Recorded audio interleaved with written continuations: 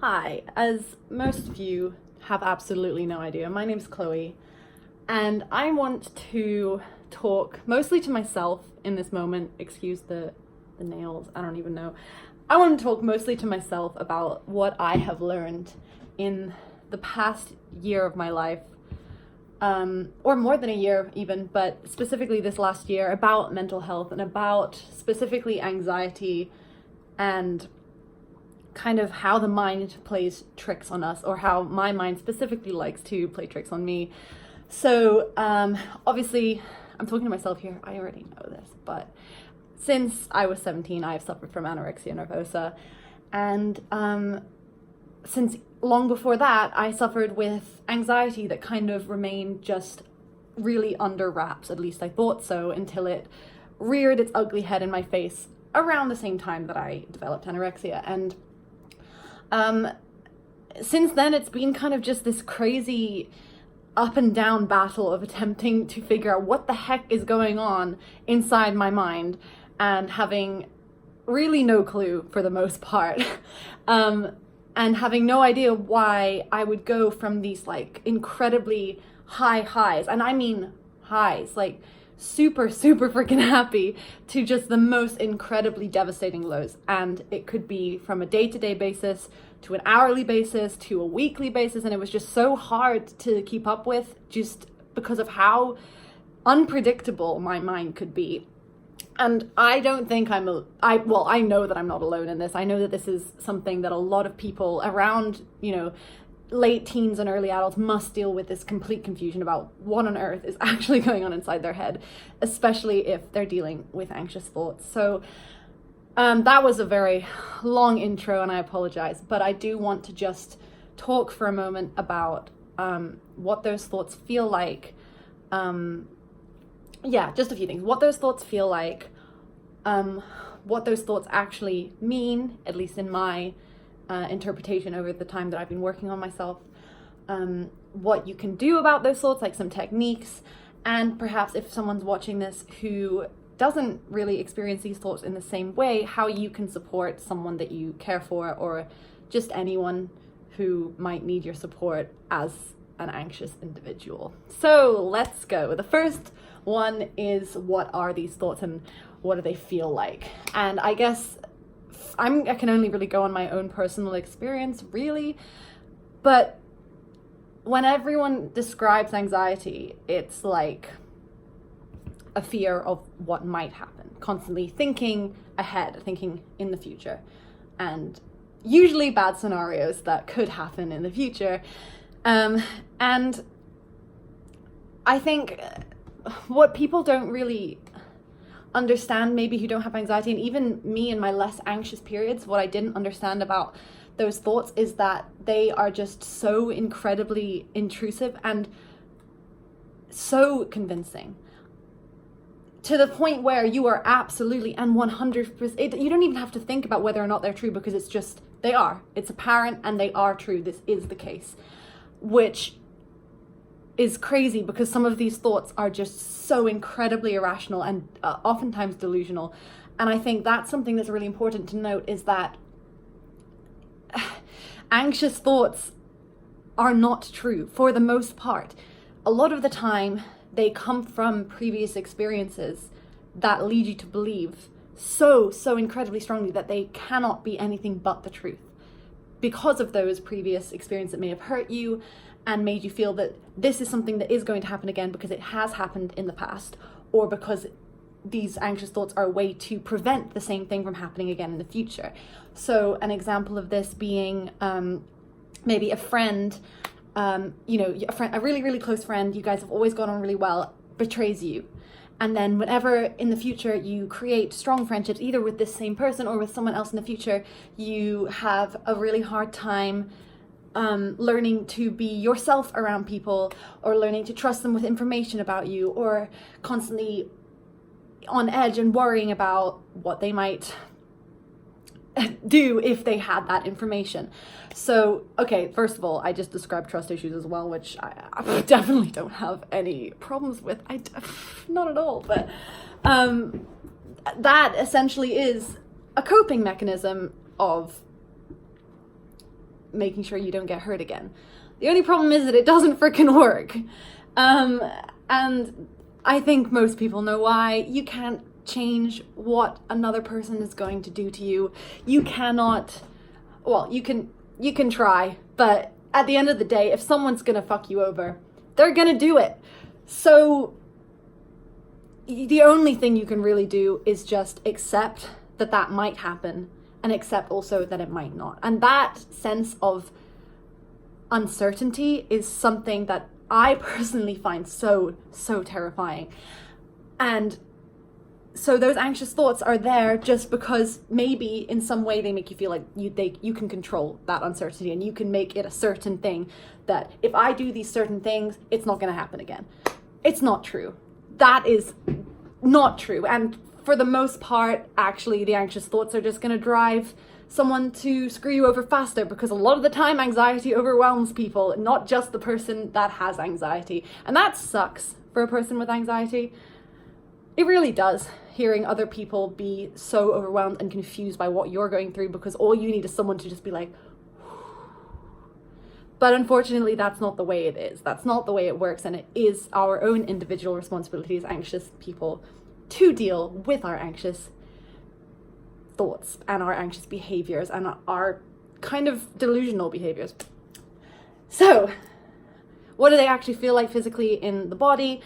I think it really depends from person to person, and it depends a lot on the feeling. But I think the main thing is the kind of tightness in your chest, or your heart speeding up, or this kind of lump in your throat, or just this kind of conviction that you are going to be hurt. And this conviction that you are unsafe in some way. And obviously, I think for the most part, people are aware that this is down to the fight or flight system, which, once again, is there to keep you safe. Anxiety in its entirety, I feel like I should be facing the other way, because I feel like this lighting is, okay, it's kind of intense, but probably would have been better. Sorry. Anxiety as a whole is there to keep you safe. It just kind of develops in a fucked up way that actually makes your life really kind of miserable sometimes. So those feelings of kind of the fluttering in your chest, or the adrenaline pulsing through you, feeling like you need to run, feeling like you need to get out of something, that you're trapped, those feelings are adrenaline. They're your fight or flight system, and they make everything suck. Yay. And I think I've seen a TED talk once before about how we should be thankful for stress, and that stress is just an evolutionary trait that we've developed in response to, kind of needing it in our ancestors' times, in the caveman times, as everyone likes to say it, which isn't probably that correct, but when we were first evolving as a way to keep ourselves safe and to run away from potential predators or threats or whatever else. And you've heard this a million times, and I'm not telling you anything that you don't know, but once again, that comes into every single thing that we do. Once you are hurt in some way, and especially because of how incredibly advanced our minds have become, mental pain is becoming more and more recognized as being just as severe, if not worse, than physical pain. And so your mind and your body and your everything about you is trying to stop that pain from happening, because it's in charge of keeping you safe. So first of all, thank you for anxiety, or we should at least be thankful for stress, for anxiety, for these thoughts, because at the end of the day, it's just our body naturally working to look after us, and in many ways, that is wonderful. However, it doesn't mean that we have to accept that. So if it isn't serving us in the highest and most productive way to be anxious and to be stressed, and if it is actually causing negative implications on our health, which for a lot of us it can, at that point we do have the option as an extremely sophisticated being to choose and retrain our mind. And that is what is kind of the thing that I wanted to talk about next. And obviously this is a very brief video to go into all of these different areas, I guess. But I guess I just wanted to put all of these thoughts out there. I haven't written anything down. I'm just literally spitballing, and I 100% guarantee that you can tell that, because this is making so little sense.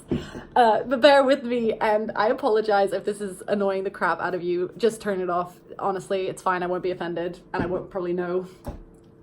But at the end of the day, our primal instincts to look after ourselves, we have a very unique ability, and that is to override those primal instincts. And not many creatures, if not any at all, have that same precise ability. We have this higher form of thought that is controlled, I believe, by our prefrontal cortex. I have not studied psychology. I hopefully will be studying psychology soon. But as of now, I have very little understanding of psychology, so do not take anything I say and like quote it, because bad, don't do it. I'm really not trained, but that's where I believe it is, and that's where our conscious thoughts and decision making happens. And anything that is controlled by that part of the brain also controls things like movement, and controls, you know, if I decide I'm going to lift my arm up, that is all kind of happening in that part of the brain. It's part of, we are in full control of that, unless you're kind of having some sort of spasm, I suppose, and then that would be involuntary. But sorry, that was just ignore the tangent. They're all voluntary decisions. So anything that is voluntary, we have control of, and we can prevent from happening or choose to make happen. That is the same thing with our behaviors and our actions and our thoughts. Maybe not so much our thoughts, but I think our thoughts do change based on our actions and based on learned routines. So if we are, sorry, I just itched my nose on camera. You can tell I've never done this before. It's like really, really obvious. Oh no. So anytime that a certain intrusive thought comes into your head, so I'm going to use the same one about the friend, because I think everyone to an extent can relate to that, that you want to tell someone something because it's bothering you, but you feel afraid to do it, and you're freaking out about what they could say, what they might think about you, what they might use that information for, what you might feel having told that information. Will you feel better? Will you feel worse? This is just one example, but all of these intrusive thoughts that can then kind of spiral into something that is just kind of unmanageable, and you start thinking of all the other times that someone else has screwed you over, and the last time that you were honest with someone, this happened, and then this happened, and suddenly it becomes this ball of, oh my god, I can never trust anyone, and everyone's gonna screw me over. And can you tell that I've had this thought before? Anyway. It becomes an unmanageable mess, and you can either choose to let that mess continue and feed into it and just let it grow and grow and grow and become this complete beast of a thing that's going to continue to influence you negatively and make you unable to form healthy relationships with other human beings. Then sure, you can go ahead and do that, but I don't think that's the best mechanism to actually handle this situation, and I hope you agree. So these intrusive thoughts are not necessarily under our control. They can come into our mind at a time that really isn't helpful, and they can really affect us if we allow them to. They can affect what we might say to someone and actually end up hurting someone, end up hurting ourselves. And I don't have to go into that. I'm hoping that you understand what I'm trying to say without me rambling too much more than I already have, which is a lot. But there's also kind of this unique ability that we have to completely change those thoughts and those thought patterns. And obviously, if you've ever had any CBT therapy, you know what I'm talking about. And I think the most important thing in any recovery from any mental kind of difficulties, I wouldn't even want to say the word disorder, but if you're having any form of anxious thoughts, or if you're having a depressive episode, or even if you're not and you just struggle sometimes with these things, like, the most important thing that you can recognize is that you are 100% in control of how you feel, even if it doesn't feel like it, and even if it's a really, really horrible battle to get to that point. Even if that thought persists and persists and persists and you keep having to tell it to get fucked, you do have control. And the more that you practice healthy habits, the more that your brain will start to embrace them. So I'm not going to talk about anxiety here anymore for the remainder of this very long video, because I'm still struggling very much with my anxiety. And that is something that I'm working on and part of why I'm making this video. However, I can say 100% that I have recovered from anorexia. And I wanted to briefly go into how I did that, and maybe we can put that into practice, and I can put that into practice for dealing with future struggles. My anxiety that I'm dealing with now. So I developed anorexia when I, around 17, about June of 2015. So the summer of the year that I was 17, I guess. So going into my final year of sixth form. For US people, that would be going into my senior year, the summer before. Okay, cool. And I basically started losing weight, whatever, don't have to, you know what anorexia is, I'm assuming. If you don't, please Google it. I don't really want to be that person. I was anorexic, and kind of my eating disorder just kind of morphed around and did its own thing for about the last 4 years. I developed some issues with what I thought was binge eating, and it just turned out that I was like really hungry, apparently. And I also dabbled in laxatives and all that bullshit. So you know what? You can call it what you want. It doesn't really matter, to be honest. I just had an eating disorder for a long time. And it completely fucking sucked. And it completely took over everything in my life. And it was the only thing that entered my mind. The moment I woke up, the moment I went to bed, and every waking hour in between, I only thought about food, exercise, losing weight, and maintaining a certain way of being. It wasn't even sometimes it wasn't even a certain weight. It was just everything has to be like this. And I neglected relationships. I neglected my health, obviously. I neglected my education. I neglected work. Everything in my life that wasn't my eating disorder was just unimportant. And the only thing that made me feel happy was the concept of losing weight. And I thought that that was how I was, because I know there's people that suffer for a much, much longer time, and my heart really goes out to them, because it is the most miserable feeling. It is just horrible. But even to be in that space for 4 years, I didn't think that I would ever see the other side of it. And people had always told me that you'll always have anorexic thoughts and you'll always have these problems. Like, it's not something that will ever go away. And I was like, screw that. First of all, I'm not the concept of having to deal with those thoughts for the rest of my life was almost more daunting than just staying. How do I say this? It was like, it didn't feel like there was any point in recovering if I was never going to get to the point where I didn't have to worry, and I didn't have to fight, and I didn't have to feel like I was putting everything into making myself better. And I don't know how else to explain that, but it just was like, what is the point if there's no end game where I don't have to deal with this anymore?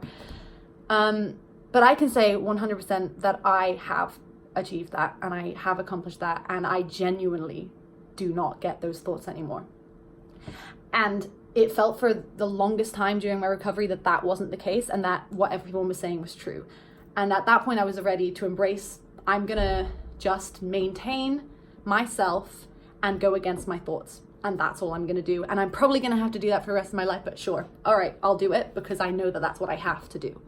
And the moment I got into that headspace of, it doesn't matter what my brain is telling me to do, I will do the opposite, because I have to, for my own health and for my well-being and because I know how miserable I am, this thing started to click into place. And it did take effort, and it did, of course it did. I mean, it was something that was just draining, because every time something went wrong, or every time I had a bad day, or something felt like it was going backwards, it felt like I was starting at scratch, and it felt like I was starting from scratch, and it felt devastating. And the truth is that wasn't the case. And I think the best thing about the way that I handled the situation personally, and something that I'm very proud of, is that I never allowed myself to give up. And I think that was quite vague, but in the sense that no matter how bad the day was, and no matter how panicked I was, I would write to myself in my journal, and I would build myself back up so that I could fight it the next day. And that took a lot of work, and it took a lot of kind of, I guess, discipline to be able to do that. But all I'm saying is that consistency is what allowed me to get to where I am today. And when people ask me how I got rid of my eating disorder, which not many people know the full story, obviously, but when people ask me, I'm kind of just like, I don't know. I have absolutely no clue, but I do. And I'm just going to give a few tips, because everyone's journey is so different, and everyone's brain to a degree is different, and everyone's going to take what they can from someone else's journey and work with it and run with it and do what they want to do, and that's great. That's what's awesome. And that's what allows you, I guess, to feel victorious, is that you kind of figure it out yourself, and it's like, cool, I did that.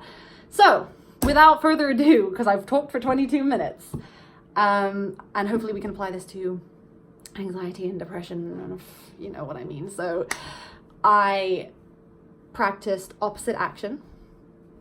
I practiced ignoring myself, which sounds counterintuitive, but I'll explain it. And I practiced challenging myself. And I also journaled, and I used the shit out of the resources that I had and the people around me. So I'm going to go into those 5 things really quickly. When I say quickly, I mean I'm going to ramble about them for 4 hours. So hang in there. We'll get there in the end. And you've turned off the video by now anyway, so I'm talking to myself. And that's totally fine, because I spend most of my life talking to myself anyway. All right, so number 1, I practiced opposite action. And I'm going to just link this with the ignoring my own thoughts one, to save time and my own, throat. So whenever I had an intrusive thought, so this intrusive thought, you're not allowed to eat breakfast because you had a big dinner last night. I'm sorry if this is triggering to anybody who's watching. That is not a true thought. And that's what I was saying before about delusional thoughts. That is incorrect. There is absolutely no reason that you should ever skip a meal because you had a big meal the night before. If you aren't hungry, another thing entirely. If you are deliberately doing it, no. There is no reason for you to feel bad for wanting breakfast if you've had a big dinner the night before. Go for it. Breakfast is great. It's going to set you up for the day. You're going to feel better. You're going to have a better day. It's all right. Okay? So, first of all, delusional thought. Can't have breakfast after that big old meal, you know? That probably wasn't even that big. You're just actually psycho. Cool. First of all, acknowledging that you are having that thought. Okay. I am having this thought. It is happening. It is a real thought. I'm not ignoring it in the sense that I'm pretending it never happened. It is there. We have this thought. Hello, thought. It's nice to meet you. But I also recognize that you are delusional. I do not need you. You do not serve me in any positive way whatsoever. Therefore, I choose to release you. And in that same vein, I choose to do the opposite of whatever the hell you were telling me to do. So, guess what? We're eating breakfast, kids. And that is opposite action. It's super simple. And I really hope that I can make this clear. All of these things are simple in practice. Simple in theory and a little bit more difficult in practice. And I understand that. And any step is a good step, in my opinion. So, we can apply this to anxiety as well. Delusional thought. I am feeling this way. I embrace that I am feeling this way, and it is okay that I am feeling this way. However, I do not want to continue to feel this way. I recognize that this thought is delusional. I recognize that it does not serve me in a positive manner, and I choose to release it and do the opposite of what it is telling me to do. Okay, end scene. What was the third thing that I said? I don't remember. What the heck did I say? Oh, challenging myself. So I watched a bunch of like recovery YouTube channels, and first of all, that's always really funny because you kind of start comparing your own journey to theirs and thinking, but I'm not sick enough to do what they're doing and eat as much as they're eating. Like, screw it. Honestly, you are. It's fine. Honestly, you are. Until you realize what normal feels like after, you are sick enough. That's it. End game. You could be the biggest person, the smallest person, anywhere in between, and have half the time delusional thoughts, full-time delusional thoughts, or whatever. It doesn't matter. You are sick enough. Watch the things, do the challenges, enjoy the process. Thank you. So I'm so sorry about this lighting. I'm gonna like upload this and hate it. Oh, is this better or worse? I actually can't tell. I'm gonna keep it here for now, just to finish off. Oh God, where the hell? Okay, challenging yourself. So I think a lot of this is all about self-awareness. So you need to figure out something that you know causes you fear. So if I think of one, for me, it was like eating out, eating too much fat, eating snacks, like in between meals. Anyway, whatever it is. Drinking something with your meal that's not water. Any of those things, if you struggle with them, pick one and do it. If you want to journal how you feel, go for it. And then literally keep doing it. No, like, it doesn't matter if you did 5 challenges in one day. You challenge yourself every single day. And if it's getting too easy, you challenge yourself more and you keep doing it until you're like, this is not even scary. Like, who even cares? And if you want a channel that has good examples of challenges, I think you've probably heard of her. If you're coming to this video, you've definitely heard of her. Rebecca Leung was super, super helpful in my recovery. Elzani as well, although Rebecca's delivery, I guess, resonated more with me. But there are plenty of channels. Just make sure you're going to the right ones, the positive recovery channels that really are promoting healthy recovery and challenging yourself and retraining the thought patterns that you have in your head. And I think the last one, journaling. I kind of explained that already, but psych yourself up, write where you went wrong, learn about self-awareness, figure out what your triggers are, figure out what you're scared of, figure out, use that journal to really just delve into your mind and figure yourself out. And I think that's something that everyone should be doing, no matter whether they have something that they're struggling with mentally or not. Like, I mean, who isn't, but everyone should know their own mind, in my opinion, and everyone should give themselves the opportunity to know their own mind, because there's nothing more powerful than your mind. So yeah, journaling, figure yourself out. And this is like the thing that I hated, is people were like, just write how you're feeling. It doesn't really work like that. Everyone has to journal how they personally feel works for them. And mine started out really basic because I just couldn't get into it. So I just started writing down 3 things a day that I was grateful for. And that's how I started journaling, because I didn't know how else to do it. And I was like, that's pretty simple. That's bullet points. I can do bullet points. And then it kind of just grew from there. So if you want a way to start, that helped me. Just start with something really simple and something positive, like being grateful. And the last one, use the things that you have around you. Use the internet, look for the correct sources, look for sources that are going to actually give you correct information, look for medical articles, look for, testimonies from people who have had eating disorders and have recovered. And yes, that is up to your own judgment for the most part. And you might have to experiment a little bit, and you might have to find someone who specifically works with what you are feeling, because there's been a lot of times that I watched things and just didn't resonate whatsoever. I also think it's noteworthy that if you aren't resonating with anything, make sure that you are wanting to recover from whatever you're recovering from. Make sure that you actually have consciously decided in your mind, I am doing this, which, believe it or not, is much more powerful than you could ever imagine. What the fuck was I saying? I shouldn't be swearing. Like, this is my first video if I even post it, and I'm swearing. Nice. Okay, ghosts in my apartment, nice. Yeah, use websites, use that kind of stuff, but also use the people around you. You know, lean on people who you know you can lean on. If you have close friends that you trust, if you have family members who you trust, and if you can't go to those people, you have doctors that you can trust. I cannot tell you how invaluable it has been to be able to go to a GP with my panic attacks, with my anorexia, with anything that was on my mind, even personal troubles. Honestly, sometimes GPs even listen to that, and it is such a lovely opportunity that we have here in the UK. I don't know if it's the same everywhere, and I can't speak on that behalf. I know that Dubai is not really the same. I grew up in Dubai, and I'm now in Scotland, just for reference.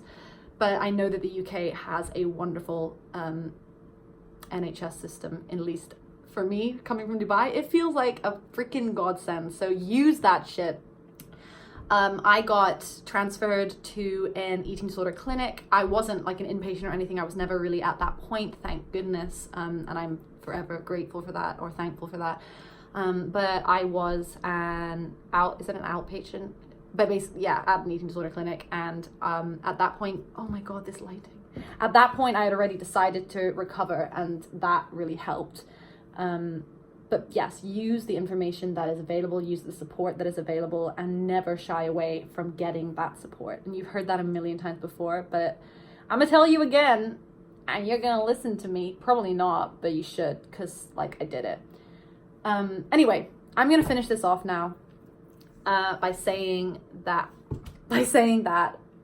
there is a light at the end of the tunnel, and I, as someone who is now dealing with a lot of anxiety and a lot of those kind of issues, I'm making this video mostly for myself, to be honest. I don't expect an audience for this video. I mean, for Christ's sake, it's 32 minutes long of like a girl ranting at her iPhone. I mean, really, no one's gonna watch this, and I'm aware, but I am gonna put it out there just in case it does help somebody. There is a light at the end of the tunnel, and there is 100% a way that you can retrain your brain. 100%. I have not had an eating disorder thought for months. Like, it's not even that I have to focus on sending them away. I just don't have them anymore. And I believe that if I apply the methods that I've learned and the coping mechanisms that I've formed, if I apply that to my anxiety issues, I am very confident that I can do the same thing with that. And I'm confident that anyone watching this can do the same with whatever they are dealing with. The reason I went into such in-depth detail with eating disorders is just because it's been such a huge part of my life for the past 4.5 years. But anyone, whatever you're dealing with, depression as well, no matter what it is, those thoughts can be challenged, and you 100% are capable of challenging those thoughts. And you do not have to be a victim to those thoughts. You do not have to continue to allow them to be a part of your life. They are nothing but a defense mechanism formed by your brain, and you own that brain. That's your brain. You can do whatever the hell you want with it, so do it. Empower yourself, learn how to do it, and fix it, because you can, and there is a way around it. If you need medical intervention, if you need drugs, it doesn't matter. Just make sure that you are practicing the most positive and most helpful steps that you can to get where you need to be. My name is Chloe McDonald, and this has been my TED Talk. Thank you so much for joining me today. And yeah, I hope in some way this might have helped you. And if it didn't help you, I think it helped me. And that's good enough. All right, that was cringy. Bye.